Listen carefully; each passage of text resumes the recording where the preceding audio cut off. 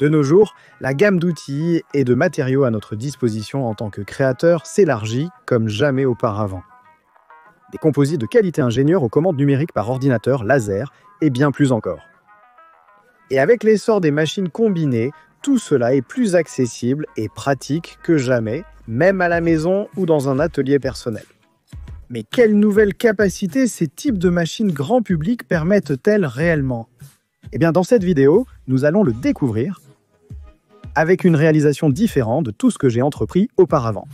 Un ensemble d'enceintes Bluetooth entièrement personnalisées qui combine un écosystème très natif à l'impression 3D multicarte avec une poignée de matériaux et de procédés qui me sont totalement nouveaux et probablement nouveaux pour la plupart d'entre vous. Alors, allons-y. Pour cette réalisation, nous allons utiliser la Snapmaker Artisan, qui est une machine 3 en 1 impressionnante, pouvant être convertie d'une imprimante 3D fermée de 400 par 400 par 400 en une machine commande numérique par ordinateur, ou un laser en quelques secondes à peine. Allons-y et lançons-nous dans le projet, et je dois admettre que lorsque Snapmaker m'a contacté pour la première fois, j'ai vraiment dû me creuser la tête et j'ai eu du mal à trouver le projet idéal sur lequel j'avais vraiment envie de travailler. Personnellement, je n'ai jamais vraiment travaillé avec une machine commande numérique par ordinateur auparavant, et comme l'impression 3D fait tellement partie de ma zone de confort, j'ai l'impression que ma créativité a tendance à rester dans ses limites. Heureusement, c'est à ce moment-là qu'une vidéo est apparue dans mon fil d'actualité provenant d'une chaîne YouTube peu connue appelée PC's Printing.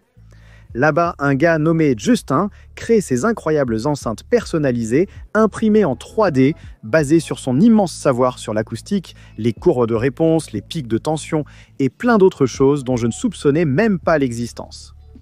Mais ça m'a intrigué, j'adore l'idée d'utiliser l'impression 3D pour créer des alternatives meilleures, moins chères et plus personnalisées à des produits coûteux du commerce dont j'ai réellement besoin.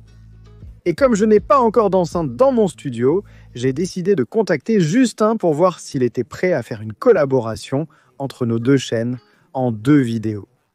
J'apporterai la visibilité et beaucoup de conseils sur YouTube et le processus de création vidéo, et lui apporterai les connaissances techniques, l'expérience, le design, vraiment tout le reste. En fait, on s'était d'abord mis d'accord pour que je fasse tout le design extérieur et le travail de conception assisté par ordinateur, mais une fois qu'on a eu un appel Zoom pour planifier, je crois que c'est vite devenu évident pour nous deux que ce n'était pas une très bonne idée. Alors commençons par parler du matériel audio proprement dit et des enceintes. À cause de tout ce qui se passe là où je vis en ce moment, la livraison est encore plus chère et plus lente que d'habitude, donc commandée auprès des fournisseurs américains ou européens habituels. Même Amazon n'était vraiment pas une option. En plus, nous étions tous les deux d'accord pour dire que ce serait un défi amusant pour Justin de prendre des composants AliExpress incroyablement bon marché et génériques et de voir s'il peut réellement concevoir une enceinte qui produit un excellent son à partir de ceci. Donc, avec ça, nous avons fouillé les tréfonds d'AliExpress, comme j'aime le faire, et nous avons établi une liste de composants qui semblaient acceptables. Nous avons choisi ces haut-parleurs de 3 pouces pour 37 $ la paire, ces tweeters à un prix étrangement bas de 6 $ la paire, ces séparateurs de fréquences de 400 watts, qui sont en gros l'électronique nécessaire à l'intérieur des enceintes pour seulement 10 $ chacun, et puis cet amplificateur audio numérique Bluetooth pour 20 $, plus un peu de câble d'enceinte que j'avais sous la main. Donc coût total 422 $ et 47 cents, plus les matériaux que nous utiliserons pour les boîtiers eux-mêmes. Ce qui nous amène aux considérations de conception. Prenons par exemple le montage des haut-parleurs. Récemment, j'ai recouvert pratiquement toutes les surfaces verticales de mon studio, avec soit des panneaux multifonctions, soit un mur de rangement en nid d'abeille. C'est à ce moment-là que j'ai réalisé que le panneau multifonction est bien plus qu'une simple alternative au panneau perforé pour votre mur. C'est tout un écosystème, ou un système d'écosystèmes, comprenant par exemple les multi-bacs, qui sont ces bacs polyvalents, modulaires et personnalisables. Non seulement ceux-ci offrent une grande variété de façons de se fixer sur le panneau multifonction, de manière facile à ajuster et à retirer, mais ils possèdent aussi leur propre rail, ce qui signifie que vous pouvez fixer des objets directement sur les bacs eux-mêmes. Cela signifie que je pourrais non seulement, par exemple, agrandir l'enceinte si je voulais ajouter un caisson de basse externe à l'avenir, mais aussi que je n'ai pas besoin de perdre toute la zone où je monte les enceintes comme espace inutilisé sur mes panneaux multifonctions. Avec un peu de chance, je peux en fait utiliser les boîtiers des enceintes eux-mêmes comme espace pour monter des outils, exposer des impressions 3D sympas, et ainsi de suite. De plus, comme j'ai des panneaux multifonctions partout dans mon bureau, ou même bientôt à la maison, je pourrais au moins en théorie décrocher les enceintes de mon bureau et les déplacer à un autre endroit dans le studio, ou les ramener à la maison si je décide de réorganiser mes meubles, ou si je veux les utiliser ailleurs. Donc assez rapidement, pour toutes ces raisons, j'ai été convaincu par l'idée d'utiliser le panneau multifonction pour intégrer une enceinte, et on s'est lancé dans le projet. La première étape a été de contacter Jonathan de chez Keep Making. Vous voyez, pour obtenir la meilleure réponse sonore et éviter que le matériau ne fléchisse, nous voulions idéalement des parois d'au moins 3 mm d'épaisseur. Et bien sûr, nous aurions facilement pu utiliser le multibin standard 3x4 par 3 tel quel, puis découper au laser du matériau supplémentaire à l'intérieur pour le renforcer. Mais nous voulions aussi créer une version qui n'avait pas tous les trous sur les parois latérales. Oui, vous pourriez faire cela et le modifier vous-même, mais heureusement, Jonathan a eu la gentillesse de créer rapidement une version modifiée avec des parois plus épaisses et non perforées, parce que je suis vraiment nul avec Blender. À partir de là, Justin a pris en charge la modélisation et la conception, en testant et en prêtant une attention particulière aux performances acoustiques du haut-parleur. En fait, il publie une vidéo complémentaire à celle-ci, entièrement consacrée à son processus de conception, aux paramètres techniques, aux tests des haut-parleurs et à leurs performances réelles sur le plan technique et professionnel. Je vous recommande donc vivement de regarder cette vidéo, dont le lien se trouve ci-dessous, pour découvrir tout ce qui entre en jeu dans un projet comme celui-ci. Croyez-le ou non, cela ne semble en fait pas si difficile à apprendre, et il m'a d'ailleurs partagé tout un tas d'outils incroyablement puissants qu'il utilise pour faire toutes les mathématiques complexes et ses simulations à sa place. Donc, si vous vous intéressez à l'acoustique, ou si vous voulez simplement fabriquer votre propre paire d'enceintes imprimées en 3D, vous voudrez absolument vous abonner à sa chaîne. Il est donc temps maintenant de réellement créer ces choses. J'ai commencé par imprimer en 3D les boîtiers extérieurs.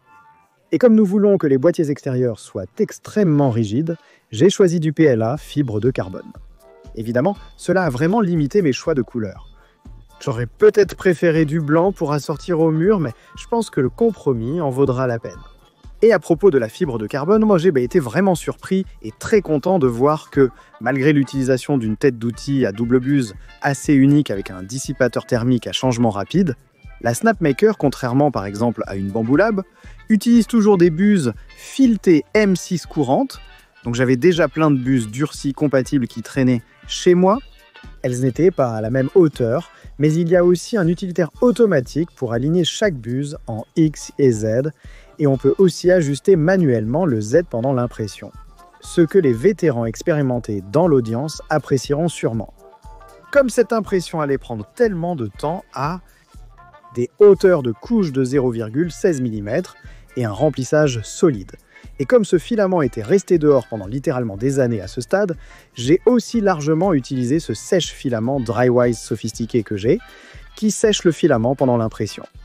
L'impression des deux boîtiers s'est franchement déroulée sans accroc, alors pourquoi ne pas passer à quelque chose d'un peu plus excitant? La prochaine chose que je devais imprimer, c'était les conduites d'air qui dirigent l'air du haut-parleur vers l'extérieur. Apparemment, comme je l'ai appris de Justin, ceux-ci doivent avoir une taille très précise pour obtenir les meilleures performances des haut-parleurs. Et idéalement, il faut des formes lisses et organiques pour bien diriger ce flux d'air. Et idéalement, il ne faut pas de surface rugueuse ou de marque à l'intérieur. Heureusement, la Snapmaker Artisan, sortie en 2022, je précise, est la première imprimante que j'ai jamais eue avec une tête d'extrusion double à changement rapide. Quoi, tu pensais que c'était quelque chose de nouveau et d'innovant? Et après quelques premiers tests réussis, j'ai décidé de m'amuser avec cette fonctionnalité et de voir comment elle pouvait améliorer le résultat final. Au début en cas, j'ai essayé un reste de support Bambu Lab pour matériaux PLA que j'avais sur cette étagère depuis des lustres, juste pour avoir une base de comparaison. Honnêtement, oui, j'ai toujours détesté ce matériau pour plusieurs raisons, mais je me suis dit que si je pouvais économiser les matériaux plus exotiques, alors je devais le faire. Le résultat final était correct, mais comme on pouvait s'y attendre, avec un vieux matériau, il y avait beaucoup de fils, et je ne pense pas avoir suffisamment bien nettoyé le plateau d'impression, car la tour de purge s'est renversée. Malgré tout, j'ai réussi à enlever tout ça. Je dois filer, les gars, 1 seconde. Nous avons une alerte à la roquette. Quelques instants plus tard... Très bien, où en étais-je? Tout de même, j'ai pu retirer les supports à l'intérieur comme à l'extérieur et obtenir une pièce propre, même si enlever les supports internes m'a pris au moins 15 minutes. Pour la deuxième version, j'ai essayé d'imprimer avec le Polydissolve S1 PVA de Polymaker qui se dissout dans l'eau. Il y avait déjà un profil disponible dans le logiciel Lubin de Snapmaker, même si je pense que j'aurais probablement dû l'ajuster pour la marque Polymaker et j'aurais pu obtenir de meilleurs résultats. C'était la première fois que j'utilisais un matériau de support dissolvable et tout ce que je peux dire, c'est que c'est étrange, gluant et un peu dégoûtant. Mais voici comment s'est déroulé le processus de retrait. Bon, ça fait environ 10-15 minutes. Voyons ce qu'on a ici. Oh, c'est vraiment désagréable au toucher. Oh, c'est dégoûtant. Ça fait très gluant et visqueux, mais c'est presque tout sorti. Si je le laisse ici, ça va... Oh, regarde-moi ça. Regarde-moi ça. J'allais dire, je n'ai aucun doute que tout va se dissoudre, mais à ce stade, c'est prêt à sortir tout seul. Oh, c'est tellement dégoûtant à toucher. Imagine juste si tu avais une poignée de ces capsules Tide ou de ces trucs pour la lessive qui sont faits du même plastique que ceux-ci et que tu les laissais fondre dans ta main. Oh, je n'aime pas cette sensation, mais j'aime bien le résultat final. Donc, c'est tout pour l'impression 3D de ce projet. Passons à d'autres matériaux. Très bien, j'ai assez procrastiné comme ça. Il est maintenant temps de passer à la partie que je redoute absolument, c'est-à-dire apprendre la fabrication assistée par ordinateur et la commande numérique par ordinateur et convertir cette chose en machine commande numérique par ordinateur. Je devrais probablement trouver les instructions. Je ne vais pas le faire, mais je devrais probablement. Voyons voir. Non, ce n'est pas si terrible, d'accord. Regarde ça, c'est au moins connecté. Tu es prêt à y aller? On a cette plaque d'échange rapide. Voyons voir.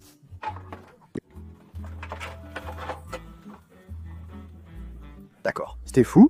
Vite, regarde ça. Eh bien, ce n'était pas si mal. Eh bien, regarde ça, c'est écrit juste ici, appelle-le et écrou. Assez facile. Prenons notre fraise à bout plat. Ça a l'air plutôt propre. D'accord? Ça marche. Quel idiot.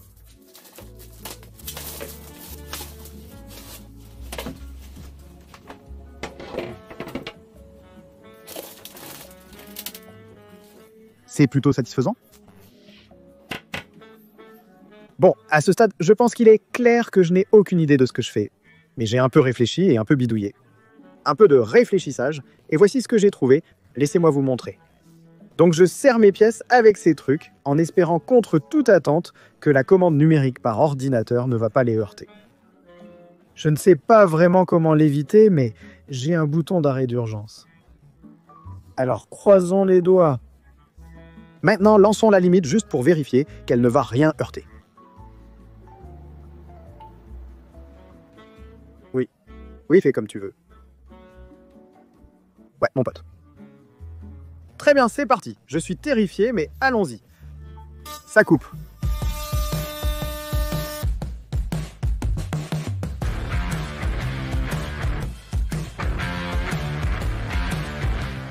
Bon, ça suffit pour l'accélérer. Mes oreilles me font mal. Beaucoup mieux. D'accord. Donc la première coupe s'est franchement beaucoup mieux passée que je ne l'aurais imaginé. Mais ensuite, j'ai fait une erreur de débutant. C'est-à-dire que si vous voulez utiliser l'assistant de fraise, il ne faut pas retirer la fraise. Et ensuite, il peut vous aider à calculer le décalage et à garder la position sinon. Comme ça, vous pouvez utiliser deux outils différents exactement à la même position, si ça a du sens. Donc maintenant, je vais devoir essayer de positionner les choses manuellement. Et je ne pense pas que je vais y arriver correctement, mais au pire, on apprend et on peut simplement recouper. Voyons voir.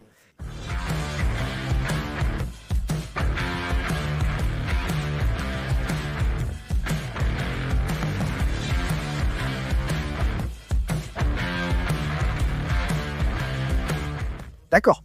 Donc en plus d'un rhume, j'ai aussi ces panneaux de bois récupérés que j'ai pris dans ce que j'appelle des quincailleries gratuites, c'est-à-dire des bâtiments destinés à la démolition et à la rénovation, ici à Tel Aviv, Mais je viens de me rendre compte qu'ils sont en assez mauvais état, donc je veux voir s'ils valent vraiment la peine d'être utilisés.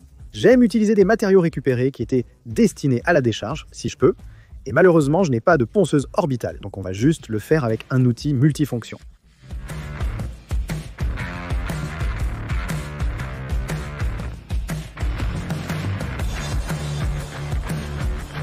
Ça n'a pas l'air si mal que ça. Je pense aussi qu'avec un peu de ponçage, peut-être une nouvelle couche de vernis, c'est totalement récupérable. Il n'y a pas besoin d'utiliser du bois neuf. Ça va demander un peu plus de travail, mais j'aime que ça ait une histoire, alors utilisons-le.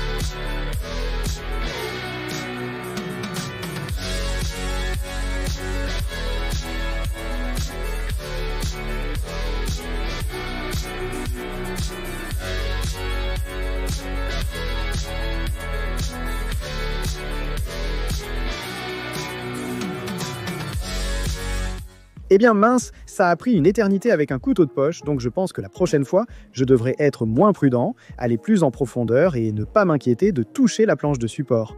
Mais ce serait aussi bien si SnapMaker ajoutait la possibilité d'ajouter des onglets dans l'UBAN.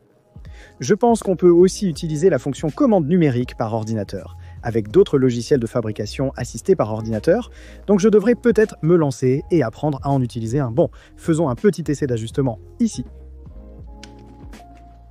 Voyons comment on s'en sort.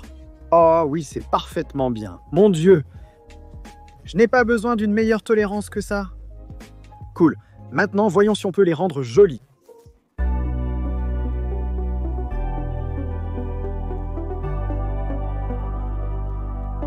Je veux essayer d'expérimenter quelque chose.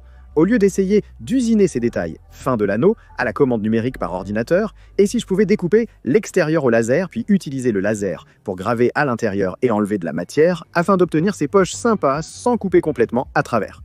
Je ne sais pas si ça va marcher, mais faisons un test de matériaux et expérimentons. Je ne veux pas avoir l'air de faire de la pub, mais j'apprécie vraiment à quel point il est super rapide de changer cette machine d'un type à un autre, en littéralement quelques secondes, parce que ça aide vraiment si tu es indécis comme moi en ce moment et que tu n'es pas sûr de la technologie que tu veux utiliser pour chaque partie différente de ton projet. C'est plutôt cool. Essayons un peu de gravure laser. Eh bien, c'est vraiment sympa. Je ne pensais pas que cet appareil avait une caméra, mais apparemment il peut détecter les flammes visibles et il semble avoir éteint le feu qui se produisait à l'intérieur avec la pompe d'assistance d'air. Parce que je ne vois pas de feu, mais c'est bon à savoir qu'il s'en est occupé. Nous sommes en train de couper. Nous avons toutes les fumées qui entrent ici. Et elles sont automatiquement évacuées par la fenêtre. Je ne sais pas à quel moment du processus j'ai redimensionné le truc, mais ça ne semble pas correct. D'accord, on dirait que la fumée s'est dissipée. Oh, pas tout à fait, mais je suis impatient. Voyons ce qu'on a. Je suppose qu'en plus de choisir la méthode que je veux, je devrais aussi décider si je vais utiliser la découpe laser. Ensuite, à quoi ressemblera réellement le bois après le vernissage? Est-ce que ça va être aussi joli que le contreplaqué plaqué que j'ai? Alors, testons ça. Très bien, bonne nouvelle. Je crois que j'ai compris pourquoi la découpe n'a pas traversé complètement la dernière fois. Je pensais que la planche faisait 8,3. En fait, c'est 8,6. Et j'avais déjà prévu une marge d'1/2 millimètre. Donc cette fois, on va faire une nouvelle découpe, on va voir si ça marche. Et si ça ne marche pas, maintenant que je sais utiliser le laser, on va simplement découper le contour au laser. Voyons ce qui se passe.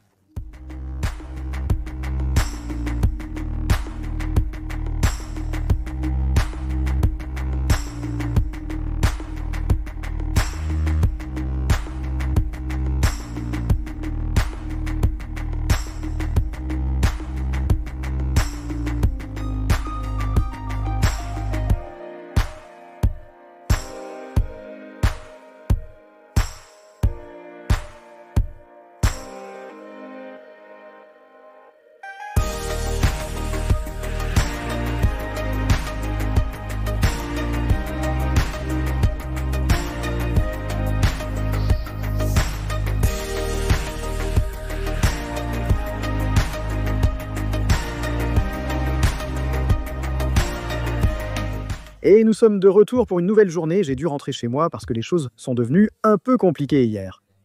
Ce problème où je peux aligner parfaitement le laser et obtenir les découpes.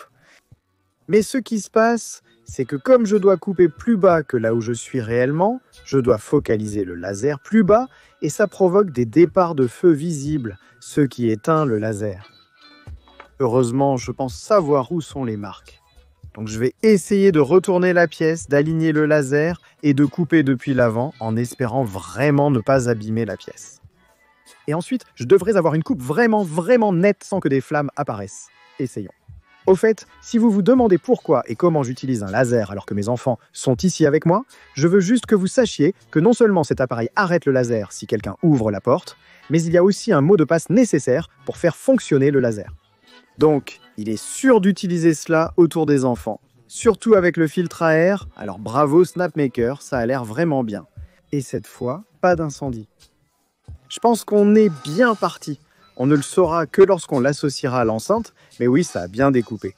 Et mon Dieu, ces lignes sont bien plus nettes que celles que j'ai faites avec le couteau. Super, il semble que j'étais décalé d'1 millimètre dans chaque direction. En fait, ça n'a pas d'importance parce qu'il y a un peu de marge ici pour les ajustements. Donc on peut simplement le pousser de ce côté et les bords devraient être parfaits. Tant que c'est poussé de ce côté, ce bord aura l'air bien et cet autre bord aussi. Très bien, Philifam, il faut qu'on prenne quelques décisions. J'ai donc plusieurs options différentes présentées ici. Et j'ai simplement fait des essais avec tous les différents médiums. Et les options? Donc évidemment, on a la boîte noire sur laquelle je suis plutôt fixé, mais on a différents choix pour les plaques frontales. Et les petites plaques décoratives. Donc voici une option que je trouve vraiment sympa. C'est cette plaque frontale de couleur orange. Avec évidemment les haut-parleurs ici.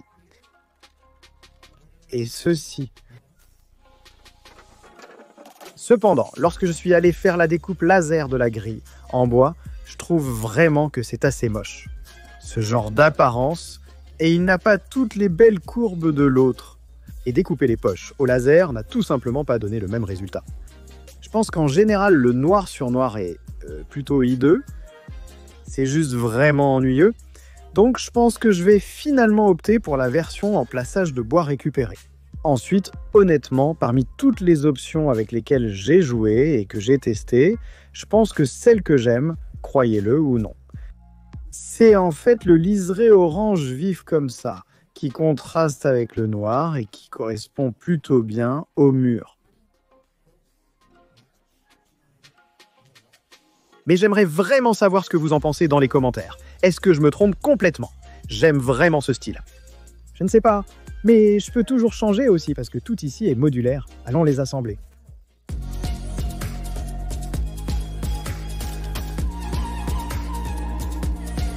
D'accord.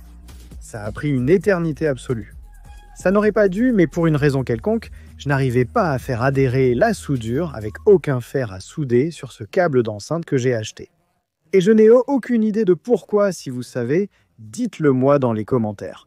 Maintenant, j'ai tout câblé, mais avant de coller les façades sur les enceintes, je pense qu'on devrait les allumer et voir si elles fonctionnent. D'accord? Le contrôleur est allumé, connectons-nous et voyons si on peut jouer quelque chose. Ok, j'entends quelque chose sortir d'un tweeter, le reste ne fonctionne pas.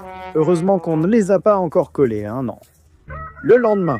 Bon, les gars, bonne nouvelle, même si c'est un peu embarrassant. Le problème ne vient en fait pas de mes soudures. J'ai passé environ 1 heure au téléphone avec Justin. Merci Justin. Et on a tout diagnostiqué, et au final, c'était juste mes cosses serties. J'avais serti sur la gaine du fil, et ça ne faisait pas un bon contact. Mais maintenant, regarde ça.